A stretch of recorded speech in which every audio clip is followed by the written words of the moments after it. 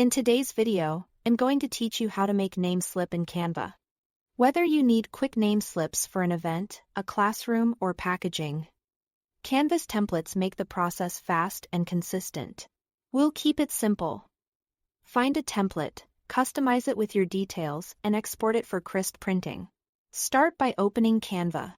In the search bar, type name tag, label, or name label sticker. This will pull up a wide range of ready-made designs sized for small tags and stickers. Scroll to preview styles and choose a layout that matches your purpose: minimal, playful, or formal. If you are printing at home, look for clean edges and strong contrast so the text reads well on standard paper or sticker sheets. You can also filter by free if you don't have a pro plan. Once you've found a design you like, open it to begin editing. Now customize the design. Click on the text to replace it with the name and any supporting details, such as a role, table number, grade, or department.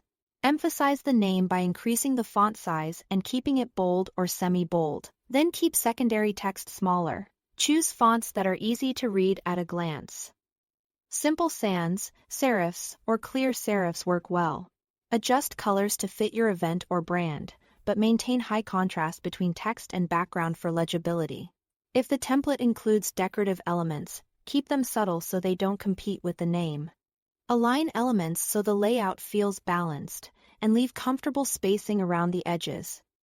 To prevent clipping when you print, take a quick zoomed in look at the design to check for typos and consistent spacing so everything feels polished and professional.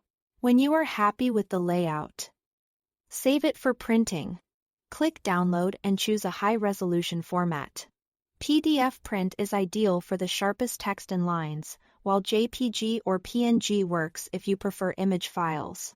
For the cleanest cuts, enable crop marks and bleed if the design extends to the edge. Keep scaling at 100% when you print so the dimensions remain accurate.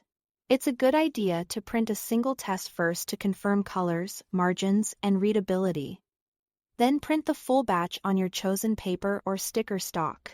If you are sending it to a print shop, the PDF print file is usually the safest choice for consistent results.